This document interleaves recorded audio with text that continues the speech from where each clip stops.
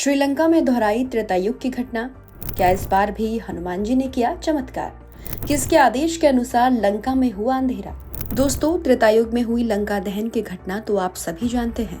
जब राम भक्त हनुमान जी के पूंछ पर आग लग गई थी तो उन्होंने अपनी पूंछ की आग बुझाने के लिए पूरी लंका को ही जला डाली थी, जिससे पूरी श्रीलंका में अंधेरा हो गया था। लेकिन आज के इस वीडियो में हम आपको इसी तरह की कहानी फिर से कलयुग में दोहराई गई है वो बताएंगे। हालांकि इस बार किसी ने लंका को जलाया नहीं है, बल्कि पूरी लंका में अंधेरा कर दिया।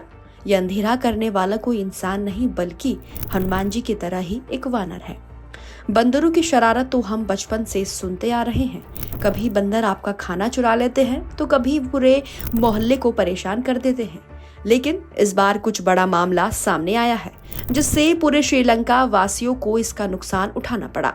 खबरें हैं कि बीते दिनों श्रीलंका में बिजली की सप्लाई ठप हो गई थी, जिससे श्रीलंका के लोगों को अंधेरे में ही अपना गुजारा करना पड़ा। लेकिन यहाँ बजरंगबली हनुमान जी की तरह किसी ने लंका नहीं जलाई, बल्कि नटखट बंदरों के झुंड ने इलेक्ट्रिकल ग्रिड में घुसकर ऐसा आतंक मचाया कि मानो देश में पूरा अंधेरा ही छा गया और श्रीलंका फिर से त्रेतायुग की तरह अंधेरे में नजर आने लगी। त्रेतायुग में हनुमान जी ने सोने की लंका में आग लगाकर अंधेरा कर दिया था, तो यहाँ अब कलयुग में बंदरों के झुंड ने श्रीलंका को अंधेरे में डुबो दिया। देश में ब्लैकआउट छा जाने से लोगों को काफी दिक्कतों का भी सामना करना पड़ा।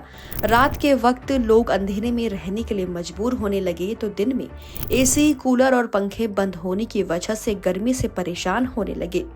श्रीलंका में ये हालात साल 2022 से चलता आ रहा है, जहां लोगों को 10-10 घंटों तक बिजली कटौती का सामना करना पड़ रहा है। और सबसे हैरानी की बात तो ये है कि शिकायत करने के बावजूद भी, तमाम प्रयास के बाद भी स्थिति में कोई सुधार नहीं आया।